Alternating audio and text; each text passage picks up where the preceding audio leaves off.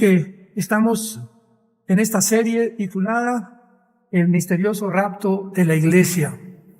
Ojalá que puedan ustedes haber ya entrado en las series anteriores y en las conferencias anteriores, para que ahorita que yo continúe con esta serie, pues tú no te pierdas. Es como entrar a una película a la mitad. O sea, si una película no la ves desde el principio, no vas a entender la forma como se desarrolla el trama, o el diálogo, o el drama, o lo que sea, ¿verdad? Así es con la Biblia. Si tú antes no tienes la diligencia y la perseverancia de estar entre semana estudiando la palabra, oyendo la palabra día y noche, cuando vas manejando, antes de acostarte, dormirte con la palabra, no puedes avanzar en la vida. Y quiero decirles que se viene como un tsunami. Los vientos que están soplando contra el mundo vienen con una maldad inimaginable. El mundo está verdaderamente a la orilla de un abismo, y hoy más que nunca necesitamos la palabra de Dios. Abran sus Biblias en la primera carta a los Corintios, capítulo 15. Primera de Corintios, capítulo 15. Y vamos a ver en primer lugar que esta doctrina del rapto de la iglesia es una doctrina que ha sido controvertida, atacada, calumniada, y ha llegado inclusive a decir, ¿verdad?, tantas voces que oímos en las redes sociales y en el mundo, y espíritus engañadores que están por todos lados impidiéndonos que lleguemos al conocimiento de la verdad, que ni siquiera está el rapto en la Biblia. Otras versiones que he escuchado es que lo inventó un hombre llamado John Darby hace 2 siglos, porque antes de hace 2 siglos nadie había predicado el rapto. Y esto históricamente es muy fácil de debatir, porque tanto Eusebio como Irineo, padres de la iglesia, mencionaron el rapto. Así que esta corriente de pensamiento que el rapto antes de 2 siglos, hasta que John Darby y la Biblia de Scofield pusieron de moda, pues es absurdo, ¿verdad? Porque más que cualquier otra cosa, cuando hablamos de esta manera, estamos poniendo en duda el carácter de Dios. Así que cuando alguien dice, es que el rapto no existe, ni está en la Biblia, o fue inventado hace 2 siglos, bueno, arráncale a la Biblia las páginas donde se menciona claramente esta doctrina que se llama el arrebatamiento de la iglesia, para que estés contento y sigue leyendo el Calimán. Entonces tenemos que ser realistas, ¿verdad? Tenemos que ya cobrar conciencia de lo que es verdad y lo que no es verdad. Ya muchos cristianos tienen que tener ya el discernimiento de poder distinguir la verdad del error, lo que es mentira, lo que es falso, lo que es amargo, lo que es dulce, porque si no llegamos a ese punto ya de poder definir y poder claramente decir esto no es o esto sí es, pues entonces es una mente reprobada, una mente que no ha sido restaurada. Y aunque te digas que eres cristiano, realmente cuando venga Cristo no te vas a ir en el arrebatamiento de la iglesia. Y desgraciadamente muchas personas en la iglesia van a caer como las opiniones que hubo ahora con los Juegos Olímpicos en París. La esposa del presidente Biden dijo, qué maravilloso apertura de los Juegos. O sea, una persona que se expresa así, cuando el deporte lo mezclan atacando una religión, pues es una persona reprobada de la mente. Cuando dicen, es que esto es arte, o sea, llamarle arte a la última cena con una señora gorda, transgénero, judía por cierto, con un niño y con una persona detrás con sus órganos genitales de fuera, y llamarle eso arte, y tratar de corromper de una forma tan inmoral y desprestigiar más que cualquier otra cosa al cristianismo, ¿qué tiene que ver con el deporte, verdad? ¿Por qué no desprestigian al hinduismo? Pregúntate esto, o al Islam, o a cualquier otra religión. ¿Por qué tiene que ser el cristianismo el centro del ataque? Ahora tenemos algo de comprensión, porque si realmente el cristianismo contiene la verdad y existe una entidad espiritual que se llama Satanás, es lógico que su principal meta y blanco sea la verdad. Tratar de evitar que la verdad sea escuchada en el mundo. Cantantes de rock pesado, de heavy metal, atacan a Cristo, se revuelcan en la sangre con Cristo. ¿Por qué no lo hacen con Mahoma? con Zoroastro, con Mahatma Gandhi, con cualquier otro líder religioso? ¿Por qué siempre es la Biblia y el cristianismo el centro del ataque? Pregúntate eso. Porque es la verdad. Y el diablo odia la verdad. Él vino para robar, matar y destruir. Y eso nos pone ya en guardia para que podamos, como soldados de Dios, presentar defensa contra toda especulación y toda filosofía que se levanta contra el conocimiento de Dios, llevando cautivo todo pensamiento a la obediencia a Cristo Jesús. En la primera carta a los Corintios, capítulo 15, versículo 51 en adelante, el apóstol Pablo comienza a definir y a revelarnos una nueva doctrina que se llama el rapto de la iglesia, que no existía, que no era conocida en el Antiguo Testamento. Todos ustedes como cristianos saben que cuando en el Nuevo Testamento vienen a revelarse los misterios, la palabra misterio, musterión, en el griego significa, apúntalo, una verdad no revelada en el Antiguo Testamento. Entonces, viene Cristo, por ejemplo, en Mateo 13 y dice, he aquí un misterio, la parábola del sembrador. Cuenta una historia, un sembrador, una semillita, unos pajaritos, y nadie entendió lo que había detrás de esta historia que se llaman parábolas tan sencillas, con un lenguaje sin ningún tecnicismo, ninguna palabra o términos científicos o tecnológicos modernos. Y cuando Jesucristo se voltea a los discípulos en Mateo 13 les dice, ellos no entienden, pero a ustedes, ahora de aquí en adelante, he venido del cielo a abrirles el entendimiento para que comiencen ustedes a comprender la dimensión invisible que el mundo no puede comprender con el más grande intelecto que puedas tener o con todos tus grados académicos que puedas tener. Cuando vienes a la Biblia, te estrellas, chocas contra la palabra de Dios, porque se necesita para comprender el mundo espiritual al autor de la Biblia y el que vino a revelarnos la mente de Dios. ¿Cómo se llama esta persona? El Espíritu de verdad. Entonces tú necesitas el Espíritu de verdad de Dios para que comiences a entender lo que no entiendes con tu mente desarrollada intelectualmente tal vez. Entonces puedes ser un gran politólogo, experto en política, experto en filosofía y letras, experto en diferentes letras, etcétera, etcétera, sin entender las cosas de Dios. Y por eso el mundo se encuentra como está. Y por eso atacan el cristianismo, y el blanco es el cristianismo, porque no lo entienden y se ven imposibilitados a poder atacar o a poder derribar las verdades del cristianismo, y entonces, enojado el mundo contra nosotros, nos agreden. Pero realmente al que están agrediendo es a Dios, no a nosotros. Jesús lo dijo en Juan 15, si el mundo los aborrece, es porque a mí me aborrecieron antes. Muy bien, entonces encontramos en la Biblia misterios en el Nuevo Testamento. Efesios 3, dice Pablo, vengo a revelarles el misterio de la iglesia, otro misterio que en el Antiguo Testamento no estaba revelado. En el Antiguo Testamento no existía una entidad llamada la iglesia, o sea, un grupo de personas que iban a ser unidas al Hijo de Dios, unidas a Cristo, y se iba a formar un cuerpo donde Cristo sería la cabeza y nosotros sus miembros. Este cuerpo, donde un cristiano o una persona se une con Jesucristo, eres miembro de una familia que se llama la iglesia. Entonces la iglesia no es este techo, la iglesia no es entrar a un templo y cállense porque aquí está Dios, como en el Antiguo Testamento y como la religión católica lo enseña también. Yo recuerdo cuando éramos niños, yo fui acólito en Monaguillo, y hasta los 13 años quería yo ser cura, y pues tuve que aprenderme en latín las respuestas, porque antiguamente los acólitos éramos uno a un lado y aquí estaba el cura, ¿verdad? Y cuando él entraba al altar, levantaba y decía, introdugo al altar de Adión Culetifica Juventud de Meam, y le contestábamos nosotros los acólitos, porque todo era así, todo era en latín, y la gente ni en lenguas podían entender. O sea, era un idioma completo. O sea, lo hicieron a propósito para que la gente no lo entendiera ni lo que estaba pasando.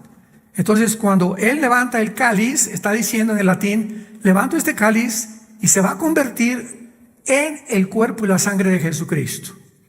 Entonces, una vez que él hace mágicamente la conversión, saca las hostias, se las da a cada persona y les dice, este es el cuerpo de Cristo. O sea, al tomar la hostia nos decían que estábamos recibiendo literalmente a Cristo, con el único problema que se te salía el próximo domingo y lo tenías que volver a tomar. Cuando vienes a la Biblia, Jesús dijo, he venido para que tú puedas tener la vida eterna, y el momento en que tú me recibes, para toda tu vida, estás sellado con el Espíritu Santo. No necesitamos cada domingo estarlo invitando a nuestra vida. Es una vez y para siempre. Entonces la iglesia era un misterio, porque el Antiguo Testamento era un pueblo, un reino que se llamó Israel, que Dios los mandó para que dieran testimonio de sus leyes morales, sus leyes civiles y sus leyes de la santificación. Israel fracasó rotundamente, porque cuando el Mesías viene, lo rechazan, lo crucifican, y todavía Israel hasta este momento se encuentra bajo una grande maldición. Entonces, cuando hablamos nosotros de Israel, tenemos que tener cuidado de qué personas estamos hablando como Israel, porque dice la Biblia en Romanos 2, Romanos 4, etcétera, etcétera, que un judío no es el que desciende de Abraham, sino el verdadero Israel son los judíos que han aceptado a Yeshua. Y en ese momento, ese judío, aunque sea étnicamente, pasa a la familia de Dios, y la iglesia ya no es judío, ya no es griego, ya no es gentil, ahora todos somos un cuerpo. Pero el plan de Dios nacional para Israel no ha fracasado. Romanos 9, 10 y 11. Cuando venga el Mesías en la tribulación y se conviertan todos los judíos, los que lo van a aceptar, ese es el Israel por el cual Dios mantiene como un remanente, como dice Romanos capítulo 11. Entonces damos lectura al versículo 51 del capítulo 15 de 1 Corintios. He aquí les digo un misterio. Quiero en este momento, dice Pablo, darles a conocer algo que nadie conocía. Ni Pedro, ni Juan, ni Santiago, ni Lucas, ni Mateo, ninguno de los apóstoles recibió esta revelación más que el apóstol Pablo. A él fue a quien Dios escogió para darle a conocer el misterio de lo que vamos a leer. He aquí les voy a contar algo que no estaba revelado en el Antiguo Testamento. ¿Qué es Pablo? Nos preguntamos. Y la respuesta es que no todos vamos a morir. ¿Cómo? La palabra dormir se usa en el Nuevo Testamento como un intercambio para la palabra muerte. ¿Pero por qué se usa dormir? Porque hoy en la noche me acuesto y cierro mis ojos o tus ojos y entramos en un mundo de inconsciencia, donde la conciencia desaparece. Dormido no estoy consciente de lo que está pasando, puedo entrar a mi cuarto, pueden salir, etcétera, etcétera, y no me doy cuenta de nada, porque estoy inconscientemente sumergido en otra dimensión. Pero alguien llega y me echa un vaso de agua fría, abro mis ojos y regreso a la conciencia. ¿Me van siguiendo? Entonces, la persona que está dormida no está muerta. ¿Por qué? Porque aunque esté inconsciente de la conciencia, sigue completamente con vida. Y así son los muertos. El día que tú te mueras, en el momento en que tú cierres los ojos, en ese momento el cuerpo se queda ahí y tú te sales del cuerpo, pero en el momento en que tú mueres, sigues vivo. No podemos morir. Seguimos vivos. Como dijo el gran predicador Billy Graham, cuando yo muera, no digan que estoy muerto, digan que estoy viviendo. Entonces te pueden meter en el cajón y la gente llorando todos los protocolos que se sigue en los panteones y todas esas cosas, y el difunto ni te escucha. Ya no sabe, te puede decir al panteón a llevarle flores a doña Chole, ¿verdad? Y doña Chole ya ni siquiera está ahí y las flores se van a podrir. Como el cuento una vez que les dije de la India María, ¿se acuerdan? El Día de Muertos se celebra. donde todos por el paganismo y la ignorancia de la Biblia, pues van a los panteones y le llevan, y entraba la señora Pompidou con un ramo de flores al panteón a llevarle a su muertito, y vio a la India María sentada con una olla de mole, y le preguntó: India bruta, ¿cuándo crees que tu muertito se va a comer el mole? Y la India María le contestó: cuando venga el suyo por las flores. O sea, tanto los cultos, ¿verdad?, como los incultos, la gente educada como la gente maleducada, están sumergidas en un paganismo completamente. ¿Por qué? Por ignorar que cuando morimos no estamos ahí. Un cristiano nunca regresa a un panteón, porque no hay nadie ahí, ni te está oyendo tampoco. Entonces es inútil, ¿verdad? Son tradiciones que se usan a través del comercio para beneficiarse.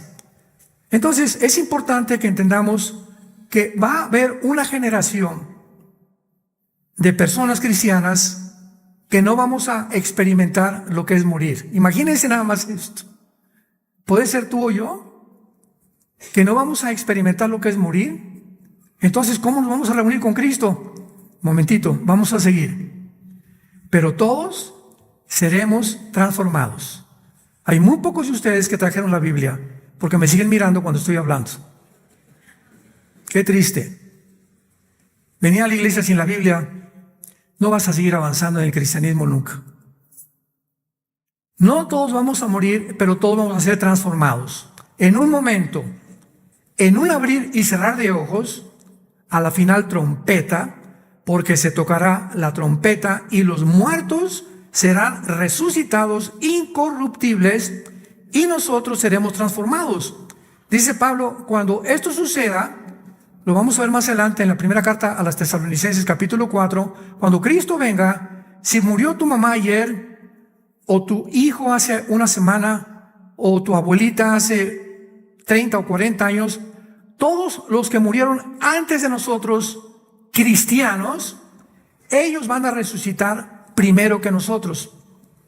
Entonces, si viene Cristo ahorita en 10 minutos, todos los muertos en las tumbas van a levantarse, los cristianos, y luego después de que ellos resuciten, como nosotros estamos vivos, en milésimas de segundo seremos transformados.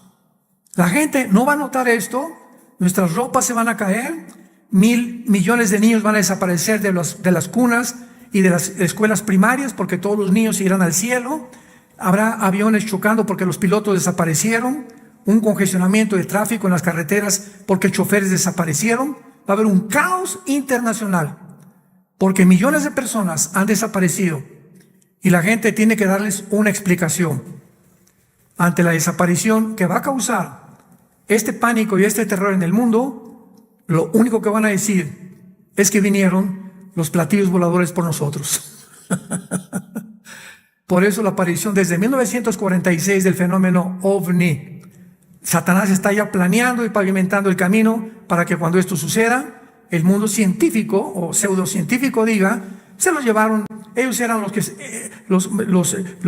que iban en contra de toda la Agenda 30, los que iban en contra del globalismo, estos cristianos, como ahorita nos están llamando, ¿verdad? Porque tenemos que destruir ahorita el matrimonio, tenemos que destruir la agenda de todos los códigos éticos y morales, tenemos que pervertir las mentes de los niños, confundir los que no son niños, que son niñas, que son niñas, que son niños, tratar de hacer cirugías transgénero. El ataque es completamente directo y a la yugular de la familia cristiana, si no te habías dado cuenta. ¿Por qué? Porque en el momento que desaparece la familia, desaparece la sociedad. Porque ahora, ¿quién es el papá? El Estado. Y por eso en Estados Unidos, en California, Canadá, por ejemplo, que ya está perdida esta nación, y hay leyes donde a los niños de a los 12 años viene el gobierno por ellos y el papá y el mamá no pueden hacer por ellos y los pueden darle una educación de la ideología de género sin que nadie se meta. Y si ellos quieren hacerse un cambio de cirugía, imaginémonos a un niño de 10 o 12 años tratando de imaginarse si es hombre o si es mujer, los pobrecitos, que su mente todavía no está desarrollada ni evolucionada para poder comprender realmente la diferencia de los sexos. Y más que cualquier otra cosa, de decirles que les pueden cambiar de sexo. Y si ellos van con el papá, escuchen lo que está pasando, y le dicen al papá: es que me van a hacer cirugía, van a los papás y los meten a la cárcel. y les confiscan totalmente a sus hijos. El Estado quiere comenzar a pervertir a nuestros hijos, a controlar a nuestros hijos, para que la lealtad no sea a Dios, sea a Hitler, sea a los césares romanos, sea a los dioses, a los dictadores que se convierten en dioses autoritarios que están tratando de poder absorber el dinero y el poder para poder implementar cada día más y más su control sobre la población. Lo vimos en la pandemia. Entonces vamos a desaparecer en milésimas de segundo y vamos a ser cambiados y transformados. Vayamos a Primera de Tesalonicenses, capítulo 4. Todos los que van en el rapto los van a leer, que son los que trajeron la Biblia. Primera de Tesalonicenses 4, versículo 16 en adelante. Ahora Pablo lo hace con más detalles, porque el Señor mismo, o sea, el mismo Señor Jesucristo, con voz de mando. Número 2, con voz de arcángel. Y número 3, con trompeta de Dios, descenderá, bajará de donde se encuentra ahorita Jesús, del cielo, y los muertos en Cristo resucitarán primero. Que es lo que acabamos de leer en la primera carta a los Corintios. Antes que nosotros seamos transformados, los primeros en resucitar serán los que murieron en Cristo. Y luego nosotros, los que vivimos, los que hayamos quedado, seremos, esta palabra arrebatados es la palabra griega harpazo. Apúntala ahí en tu Biblia. Harpazo, tal como suena con Z. Es una palabra griega que significa ser sacado de en medio súbitamente. Y se usa la palabra zarpazo porque es la forma como un tigre, un león, ¿verdad? De un zarpazo así, pueden agarrar un conejo, pueden matar a alguien. Es algo súbito e inesperado. Súbitamente vamos a desaparecer sin que nadie se dé cuenta. Millones de personas en el mundo. Seremos arrebatados o raptados. ¿Por qué se usa la palabra rapto? Porque la traducción del latín es raptarus. Y en lugar de arrebatados le pusieron raptarus, que es rapto. O sea, ¿qué importa? Porque son palabras sinónimas. O sea, oiga, ¿por qué rapto si el rapto no aparece en la iglesia? Cabeza de melón. Antes de estar discutiendo tantas cosas, estudiemos, ¿verdad? Estudia gramática. Una palabra sinónimo es una palabra que tiene parecido con otra, aunque se escribe de diferente manera, pero tiene el mismo significado. Esa es la gramática elemental. Seremos arrebatados con las nubes para recibir al Señor. O sea, cuando venga Cristo en el aire, nadie lo va a ver en el mundo. Nosotros de repente desaparecemos, dejamos aquí nuestro cuerpo, somos transformados instantáneamente porque no nos podemos ir con Cristo, con el cuerpo que tenemos ahorita. Ni podemos irnos con Cristo a otra dimensión con el cuerpo que tiene sangre y que tiene carne. Porque este cuerpo sería imposible de vivir ni siquiera en la luna sin una escafandra. Saliendo de la atmósfera terrestre, el cuerpo humano no puede sobrevivir. Entonces vamos a entrar a otra dimensión completamente donde no se puede entrar con el cuerpo que teníamos, que está bajo la ley que se llama físicamente la entropía. ¿Qué quiero decir? Esta palabra se usa en Romanos 8 como corrupción. La ley de la entropía es la que está establecida en la segunda ley de la termodinámica en la física. ¿Qué dice la segunda ley de la termodinámica en la física elemental? Que todo tiene una tendencia a la descomposición. Todo se oxida, todo se echa a perder. Nuestro cuerpo está muriendo celularmente todos los días. Todos los días nos estamos haciendo viejitos, todos los días salen canas, todos los días el corazón late con menos potencia. Todo comienza a descomponerse. ¿Por qué? Porque es una ley de la descomposición. El Sol, millones de toneladas masa, pierde cada segundo. Todo en el universo está regido bajo la ley de la entropía, o la segunda ley de la termodinámica, que la Biblia llama la corrupción. Entonces, cuando nosotros seamos llevados con Cristo, tenemos que tener otro cuerpo donde esta ley de la corrupción ya no afecta ni opera en nuestro nuevo cuerpo, porque el nuevo cuerpo que tengamos será eterno. No volveremos jamás a morir. Y viene Jesucristo y nosotros lo encontramos en el aire. Mucho cuidado aquí. En el rapto, Cristo no baja a la tierra. Esto es importante porque vamos a distinguir más adelante la diferencia entre el rapto y la segunda venida. Porque muchos dicen que el rapto y la segunda venida es el mismo evento. Y que el rapto sucede hasta que Jesucristo regrese al mundo. Vamos a ver que esto no es verdad bíblicamente. Entonces, en el rapto viene Jesús y nosotros salimos del mundo y lo recibimos a Él en el aire. En la segunda venida, Zacarías capítulo 14, 2 al 4, Él baja con nosotros al monte de los olivos y pone sus pies en el monte de los olivos. Tenemos que estudiar la Biblia para que veamos todas estas distinciones tan importantes.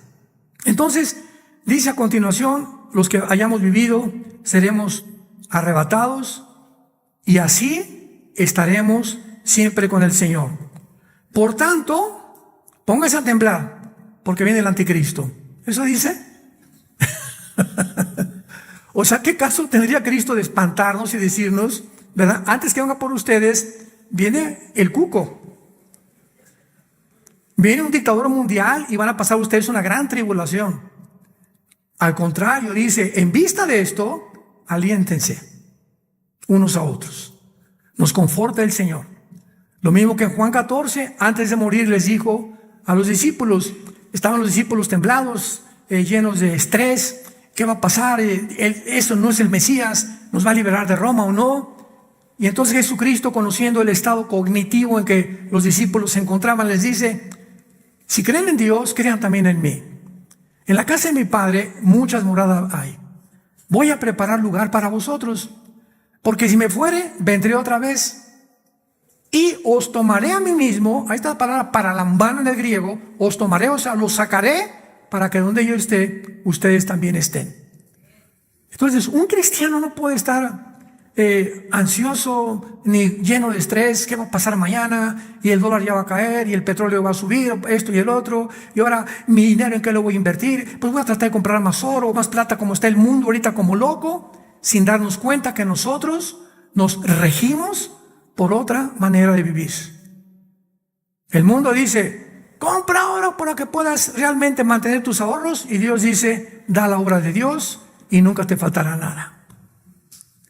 La Biblia dice a las mujeres, sométanse a su esposo, y las mujeres dicen, no, es un rebelde. Pero lo que te dice Dios es, haz esto y te voy a bendecir. Porque todo va contrario a como el mundo funciona. Porque sus pensamientos no son nuestros pensamientos. Entonces tenemos que entender cómo funciona el mundo. ¿Cuántos cristianos, verdad, llenan las iglesias avaros? Con trabajo dan el 10% que saben del Antiguo Testamento. Con trabajo pagan un café. Con trabajo pagan un desayuno. Con trabajo hacen lo que hacen por la avaricia que tienen y el temor de que, y si me gasto esto, ya no voy a tener mañana. Y si no, voy a tener las vacaciones. Y mientras más centrado estás en ti, menos vas a tener. Más aumentarán tus problemas físicos, porque el estrés y la ansiedad vienen a través de la preocupación por el futuro, que enferma tu mente, tu corazón, tu sistema cardiovascular, tu sistema cardiopulmonar. El estrés y la preocupación están en contra de la salud mental. Y Jesús dice, crees en Dios, cree en mí. Jehová es mi pastor. ¿Lo crees? Entonces, ¿por qué vives como vives?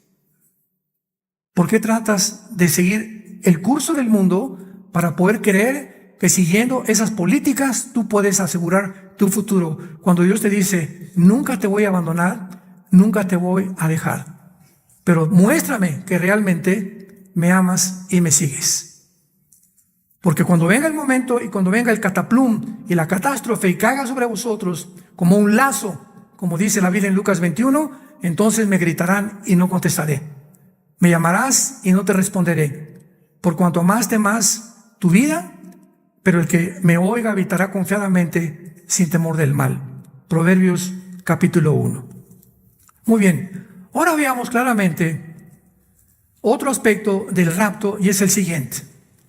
Independientemente de que históricamente ya vimos que es imposible estar diciendo que el rapto fue inventado con un señor Scofield y por un señor John Darby hace dos siglos, etcétera, etcétera, hay otra controversia respecto a esta doctrina, porque en la Biblia todo va a ser atacado.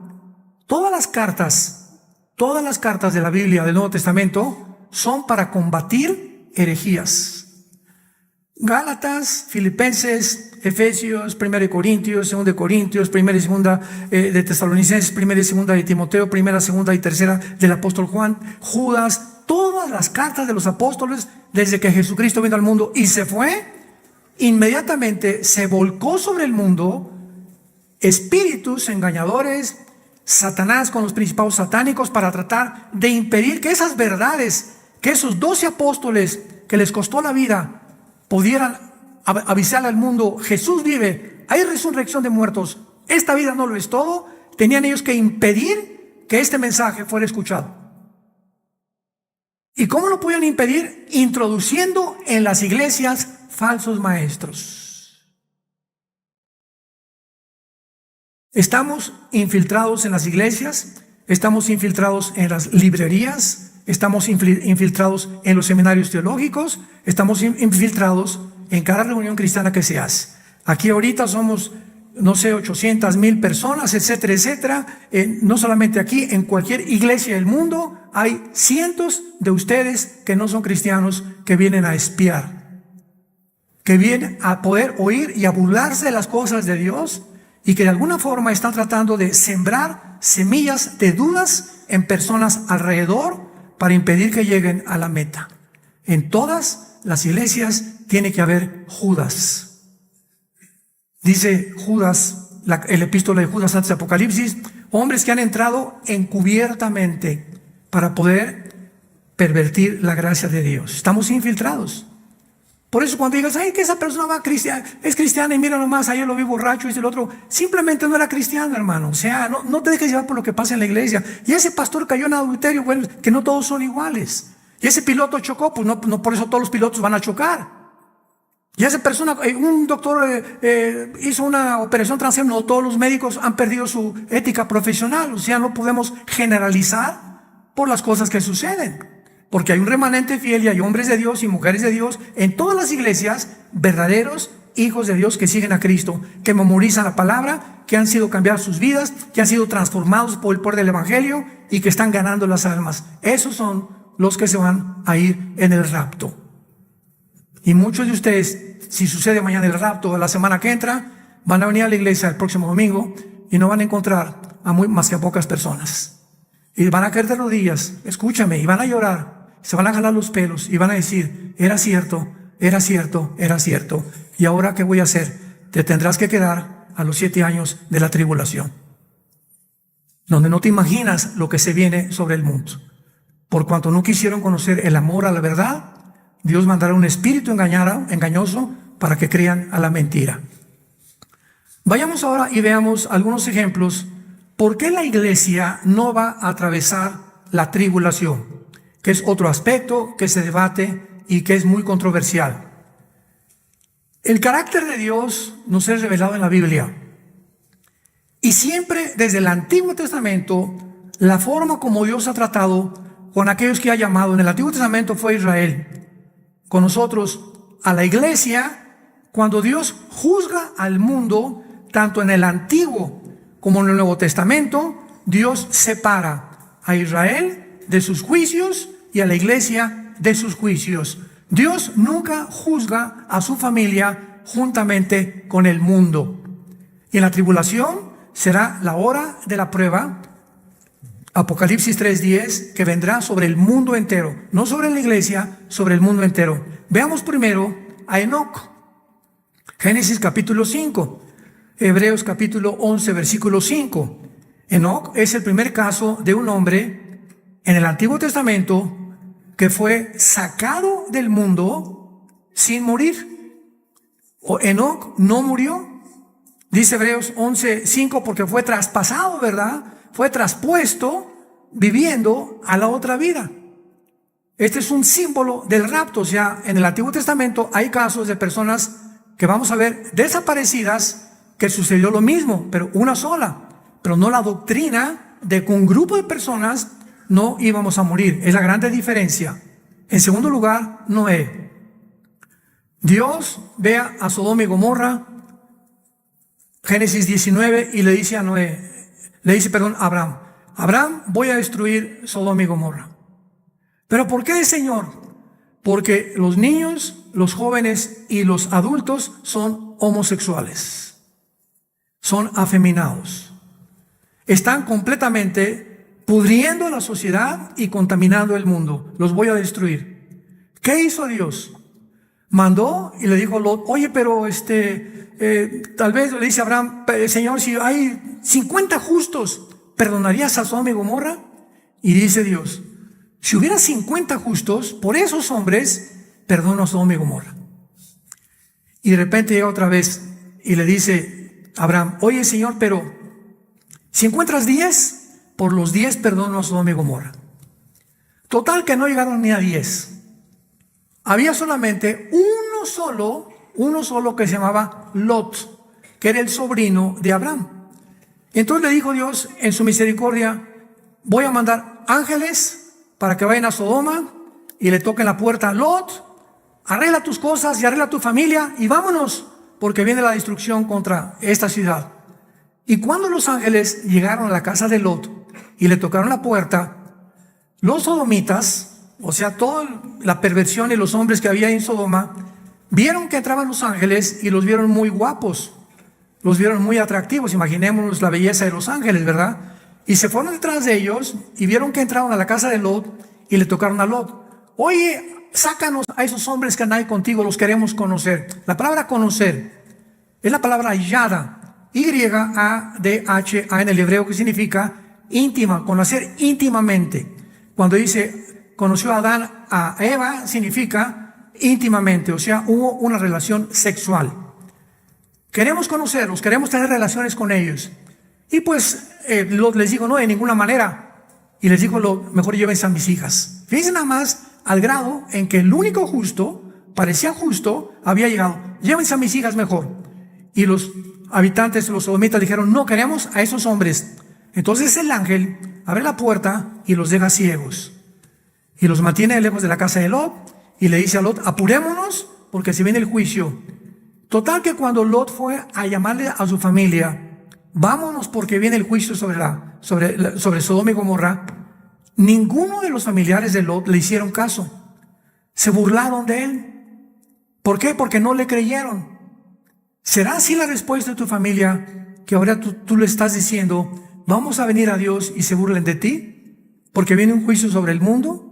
¿Te han visto tan falta de convicciones y que tu cristianismo es tan completamente infiltrado por otros pensamientos y otras religiones y otros sistemas de filosofías que ya no te creen ni tu familia? Es a lo que se enfrentó Lot y es la advertencia que nos hace Dios. Va a llegar un momento en que ni tu familia ni tus hijos van a creer que eres lo que eres por el testimonio que has dado. Entonces, ¿qué fue lo que pasó? La mujer salió, la esposa de Lot, y le dijo el ángel a toda su familia, cuando los saque de Sodoma, ninguno de ustedes voltee hacia atrás, porque el que voltea hacia atrás, algo le va a pasar. Y entonces salieron Lot y sus 2 hijas y su familia y su esposa y la mujer de Lot. Lucas 17, volteó para atrás, porque la mujer de Lot tenía su esperanza en el salón de belleza, en las uñas, en todo lo que era la prosperidad. O sea, el corazón de la mujer de Lot estaba en el mundo. Realmente ella no amaba a Dios, amaba las cosas del mundo y se convirtió en una estatua de sal. Y cuando viene Jesucristo, Mateo 5 y Mateo 6 dice, ustedes son la sal del mundo, ¿se acuerdan? ¿Y por qué nos usa como sal? Porque la sal impide la putrefacción de la carne. Entonces la sal no es antiséptica, es aséptica. Entonces cuando no hay sal, se echa a perder las cosas. ¿Qué significa que Jesús le haya dicho, acuérdense de la mujer de Lot? En Lucas 17, Acordémonos de la mujer de Lot. Significa que cuando Él venga, muchos cristianos, sus ojos no van a estar esperándolo. No tienen esta esperanza de que venga Jesucristo. Por eso no purifican sus corazones ni tienen temor de Dios. Sus ojos siguen en el dinero, en hacer dinero, en la política, en prosperar. El que no tranza no avanza. En los placeres, el sexo, la pornografía. Están completamente absorbidos y atados, esclavizados en una cárcel de sus propios placeres. Y cuando venga Cristo, se convertirán en estatuas de sal, o sea, no servirán para nada. Porque ya la esposa de Lot, ¿verdad?, convertida en estatua de sal. ¿Qué significa una estatua de sal? Que aunque tenga por afuera el elemento de la sal, ¿verdad?, ya ella no puede hacer nada, paralizada completamente de sus funciones. Jesús dijo, si la sal no sirve, ¿con qué será salada? Si tú en tu familia no eres una influencia, ¿quién podrá influir a tu familia entonces? ¿El vecino? ¿El gobierno? ¿Cómo están los gobiernos actualmente? Nosotros somos la sal. Con nuestro testimonio estamos impidiendo que mi esposa, mis hijos, mis vecinos, ¿verdad?, todo el círculo a mi alrededor, en mi trabajo, mi bufete jurídico, mi consultorio médico, mi taller de carpintería, mi taller de plomería, mi influencia, mi testimonio, que hablo de Cristo, que la gente me ve que tengo algo diferente en lo que pensar, está impidiendo el juicio de Dios. Y hasta que Lot no salió de Sodoma, no cayó a fuego y azufre sobre Sodoma y Gomorra. Otro caso, Noé. Noé, dice la Biblia en Génesis 6, 10 y 11, el mundo está completamente en la violencia y en la inmoralidad también. Tenemos que volver a restaurar a la raza humana. Noé construye un arca y vas a entrar tú, tu esposa, tus 3 hijos y tus 3 nueras, 8 personas en total.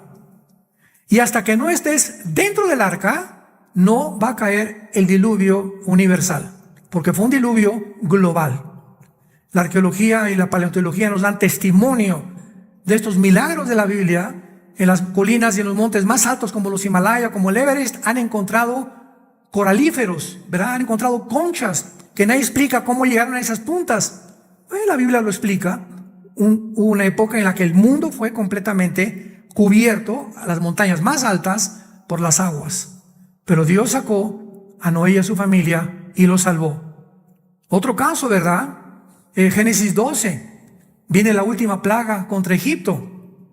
Y le dice Dios a Israel, maten, ahí nació la Pascua, maten un cordero y pongan la sangre en las dinteles de la puerta, arriba, abajo y a los lados.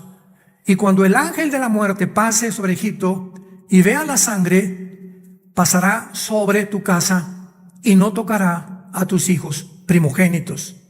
De ahí la palabra en inglés Passover, que se traduce Pascua, que significa Passover, significa pasar por encima. Passover. Y todos los que estaban bajo la sangre del cordero no fueron tocados. Dios no juzgó a su pueblo. Y durante las 10 plagas, Dios puso en Gosén, una tierra, un territorio cerca de Egipto, a su pueblo. Mientras en Egipto había oscuridad, ellos tenían luz. Cuando no tenían comida, ellos tenían comida. Cuando había pulgas y había ranas y había piojos y había agua contaminada, su pueblo comía y bebía y no tenía enfermedades. Porque Dios hace diferencia entre el juicio del mundo y el juicio de su pueblo. Los espías de Rahab, cuando Josué mandó investigar, ¿se acuerdan? A Babilonia. Era una prostituta Rahab, y cuando llegaron los espías en Babilonia, ella los protegió. Y cuando vino la destrucción sobre Babilonia, Dios perdonó a Rahab y a su familia. De esta manera vemos nosotros que siempre en la Biblia el carácter de Dios es separar a los juicios. La tribulación será un juicio que es en contra del mundo. Veamos esto y respaldémoslo con más versículos de la Biblia en la primera carta a los Tesalonicenses, capítulo 1. Dice así, primera de Tesalonicenses, capítulo 1, versículo 10. Y esperad a los cielos a su Hijo, al cual resucitó de los muertos, a Jesús, a quien nos libra de la ira. No es que Dios dice que todos vamos a pasar tribulación y en el mundo tendremos tribulación. aquí está hablando el apóstol Pablo de una ira que iba a venir sobre el mundo, futura. ¿Cuál es esta ira? La única que viene es la tribulación, porque nosotros ya no estamos bajo la ira de Dios, como lo vamos a ver. Cuando Cristo muere en la cruz, Dios descarga su ira sobre su Hijo. Dios descarga su enojo sobre su Hijo.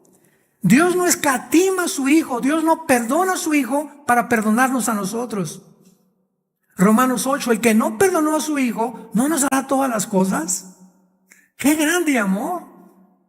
No perdonó a su Hijo para que tú y yo pudiéramos vivir. Entonces la ira de Dios la lleva el Hijo, se llama la muerte sustitucionaria, la muerte vicaria o la muerte expiatoria teológicamente de Cristo. El justo muere por los injustos. Y a nosotros se nos imputa, recibimos una justicia que no es de nosotros, una santidad que no es de nosotros, una posición que nunca hubiéramos podido ganar, porque alguien en la cruz pagó por ella, por ti y por mí. Y por eso no estamos ya bajo la ira, estamos bajo la gracia, bajo la misericordia de Dios. Nos libra de la ira futura. Vean lo que dice Romanos capítulo 5, otro pasaje semejante. Romanos 5, versículo 9. Pues mucho más, estando ya justificados en su sangre, por él seremos salvos de la ira. Vayamos al Apocalipsis ahora. Y todos estos pasajes nos muestran claramente que la iglesia no puede atravesar la ira de Dios, ni la tribulación. Y los que lo afirman de forma opuesta, les falta muchísimo estudiar la palabra de Dios. Dice Apocalipsis 3, versículo 10. Por cuanto has guardado la palabra de mi paciencia, yo también te guardaré. ¿De qué cosa? Habla de un período específico. Viene sobre el mundo una hora de la prueba. Nosotros ya fuimos probados. Nosotros ya fuimos justificados. Nosotros ya fuimos santificados por la sangre del Hijo de Dios y por la santificación del Espíritu Santo. Entonces, esta hora en la que va a ser probado, el mundo lo dice, la hora de la prueba que vendrá sobre el mundo entero para probar a los que moran sobre la tierra. Entonces, la promesa es verdad, vamos a ser guardados, vamos a ser protegidos. Unos dicen, bueno, aunque estemos en la tribulación, pero no nos van a tocar los juicios. Mira, lee el capítulo 9 de Apocalipsis y vas a ver que se vienen billones de demonios sobre el mundo, picoteando a todos los que no puedan, a todos los que no tienen el sello de Dios.